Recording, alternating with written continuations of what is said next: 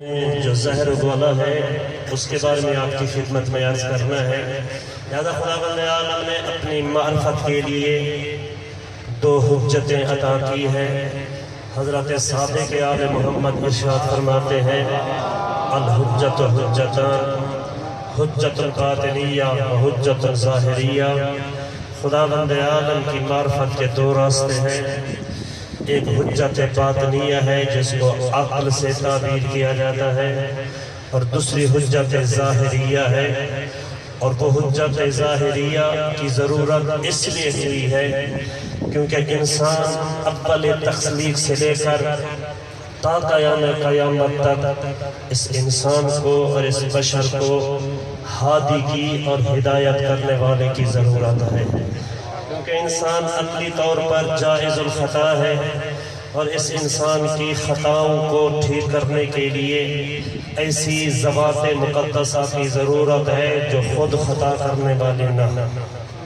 لہذا خداوند عالم نے عقل عطا فرمائی ہے، اسی عقل کی بنیاد پر انسان خداوند عالم کے وجود کا قائل ہوا ہے، اور اس کے بعد خداوند عالم نے انسان کو حجت ظاہری عطا فرمائی ہے، اور ان حجج ظاہری کے مناسب کا نام، ایک منصب کا نام نبوت ہے، رسالت ہے، اولو العزم نبی ہونا ہے، اور امامت ہے۔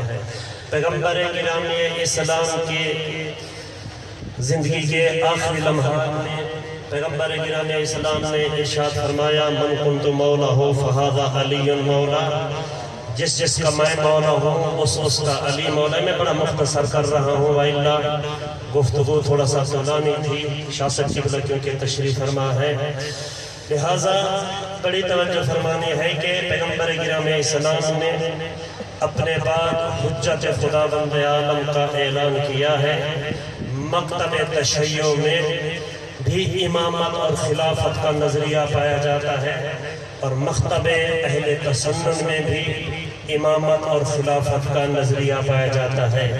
البتہ ان کی اصطلاح میں لفظ امامت اور لفظ خلافت تو مترادف الفاظ ہیں، لیکن مکتب تشیع کی اصطلاح میں مکتب خلافت کوئی اور چیز ہے اور مکتب امامت کوئی اور چیز ہے۔ خداوند عالم نے جب امامت کے منصب کو بنانا چاہا تو اس وقت حضرت جناب ابراہیم علیہ السلام کو پہلی مرتبہ اللہ تعالیٰ نے منصب امامت پر فیض فرمایا ہے۔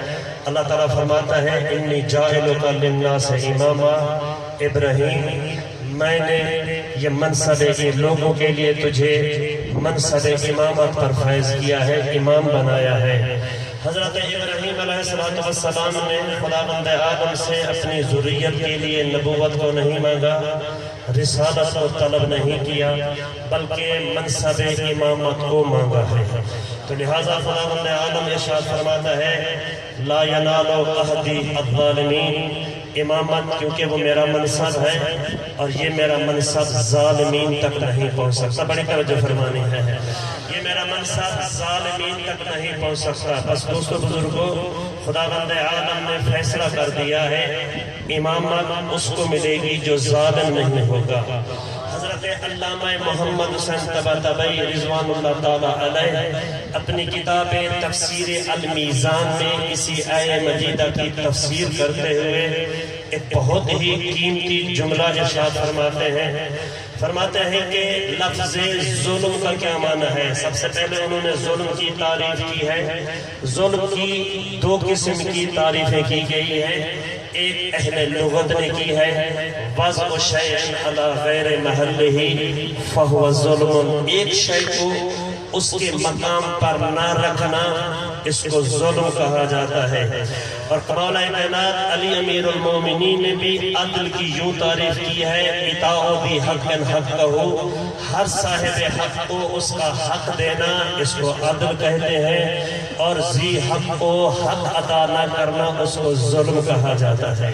خداوند عالم قرآن مجید میں جب ظالمین کی تعریف کرتے ہوئے ارشاد فرماتا ہے، اللہ فرماتا ہے وَمَن يَتَعَدَّ حُدُودَ اللَّهِ فَهُوَ مِنَ الظَّالِمِينَ، جو آدمی خداوند عالم کی حدود کو پھلانتا ہے وہ آدمی ظالمین میں سے ہے۔ خداوند عالم کی حدود کا نام ہے واجب، خداوند عالم کی حدود کا نام ہے حرام۔ لہذا جو اپنی واجب ادا نہیں کرتا اور حرام کا مرتکب ہوتا ہے، گویا اللہ تعالیٰ کے نزدیک اور قرآن مجید میں اس کو ظلم سے تعبیر کیا گیا ہے، وہ ظالم ہے۔ ہماری اصطلاح میں تو یہ ہے کہ کسی حق کو غصب کر لینا، کسی کی زمین پر چڑھ جانا یا کسی کو بے گناہ قتل کر دینے کو ظالم کہا جاتا ہے۔ نہ دوستو، قرآن کی اصطلاح میں ہر اس انسان کو ظالم کہا جاتا ہے جو خداوند عالم کے احکام کو انجام نہیں دیتا۔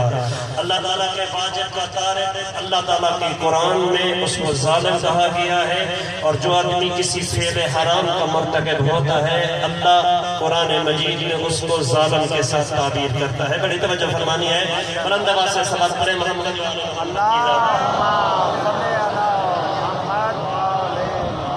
لہذا ظالم وہ ہے جس نے گناہ انجام دیا، وہ ظالم ہے۔ خداوند عالم فرماتا ہے میں ظالم کو اپنا منصب امامت نہیں عطا کروں گا اور اس کو منصب امامت پر فیض نہیں کروں گا۔ حضرت علامہ طباطبائی فرماتے ہیں، یہی جملہ بیان کر کے شاہ صاحب قبلہ کو میں دعوت دیتا ہوں۔ علامہ فرماتے ہیں اس عالم کے اندر انسان کی 4 قسمیں ہیں، 5ویں قسمیں عقلی طور پر ہو ہی نہیں سکتی، 4 ہی قسمیں ہیں انسان کی۔ نمبر 1، پہلا انسان وہ ہے جس نے اول زندگی سے لے کر آخر زندگی تک گناہ میں مبتلا رہا ہے۔ دوسرا انسان وہ ہے جو اول زندگی سے لے کر آخر زندگی تک معصوم رہا ہے، رتی برابر بھی اس نے گناہ انجام نہیں دیا۔ تیسرا انسان وہ ہے جس کی ابتدائی زندگی تو گناہ میں گزری ہے، آخر زندگی میں وہ توبہ طائب ہو گیا ہے اور پاکیزہ ہو گیا ہے اور اس نے توبہ کی ہے۔ اور چوتھا انسان وہ ہے کہ جس کی اول زندگی پاکیزہ گزری ہے اور آخر زندگی جو ہے اس کی گناہوں میں گزری ہے۔ لہٰذا اس کے علاوہ 5ویں قسم بن ہی نہیں سکتی۔ ایک وہ ہے جو پوری زندگی ظلم کرتا رہا ہے، گناہ انجام دیتا رہا ہے۔ دوسرا وہ ہے جس نے اول سے لے کر آخر تک گناہ تو اپنے مقام پر گناہ کا تصور تک نہیں کیا۔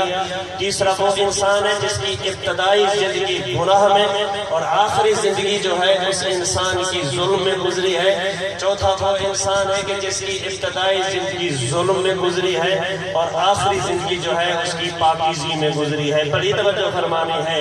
حضرت علامہ طباطبائی ارشاد فرماتے ہیں کہ حضرت ابراہیم علیہ السلام نے دعا مانگی، خدایا میری ذریت کے افراد میں منصب امامت کو رکھ دے اور میری ذریت کے افراد کو منصب امامت پر فائز کر دے۔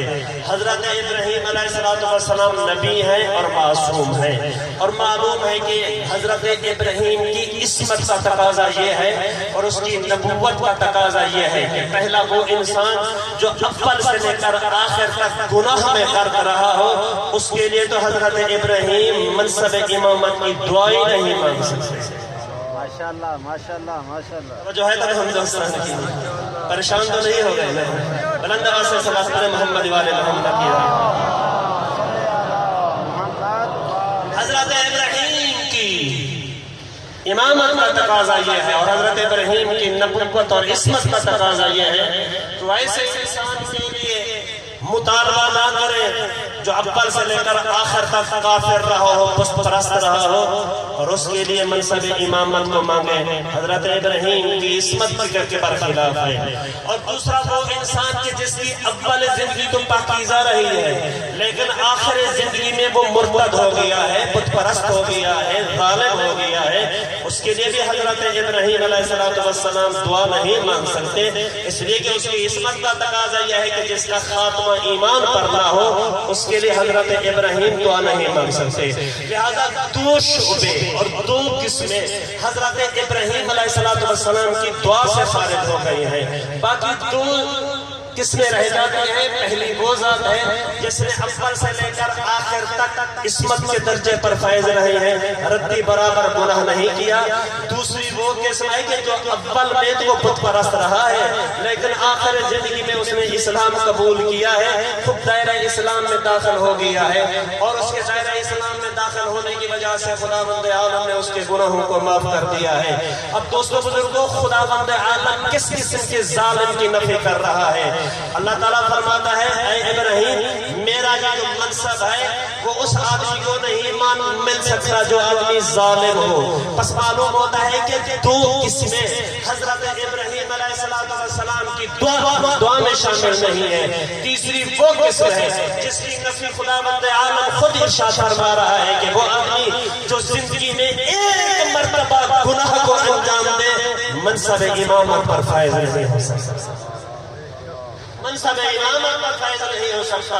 فقط ایک ہی ذات باقی رہ جاتی ہے جس کو کہا جاتا ہے کہ اول زندگی سے لے کر آخر زندگی تک جو گناہ تو کیا اپنے مقام پر گناہ کا تصور ہی نہیں کرتا، یہ وہ ذات ہے جس کو خداوند عالم نے منصب امامت پر فائز کیا ہے۔ پس دوستو بزرگوں، ہم عالم اسلام کو دعوت دیتے ہیں کوئی ایسی ذات دکھاؤ کہ جو اول زندگی سے لے کر آخر زندگی تک ہماری اصطلاح کے مطابق معصوم کسے کہا جاتا ہے؟ معصوم وہ ہوتا ہے جو اول زندگی سے لے کر آخر زندگی تک گناہ کو اپنے مقام پر گناہ کا تصور نہ کرے، جس کو سہو نہ ہو، جس کو نسیان نہ ہو، جو بھولتا نہ ہو، جو کسی جگہ پر جو ہے مسئلہ بتانے میں سوچنے کی اس کو ضرورت نہ پڑے۔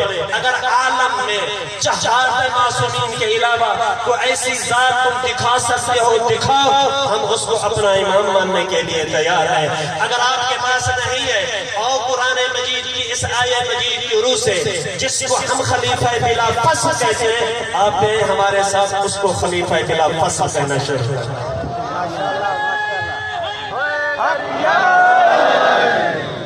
آئے ہمارے جھگڑا نہیں ہے کسی کے ساتھ۔ ہم حضرت قبلہ سید محب حسین شاہ صاحب قبلہ فرمایا کرتے تھے مکتب تشیع کی بنیاد یا قرآن پر ہے یا پیغمبر کے فرمان پر ہے۔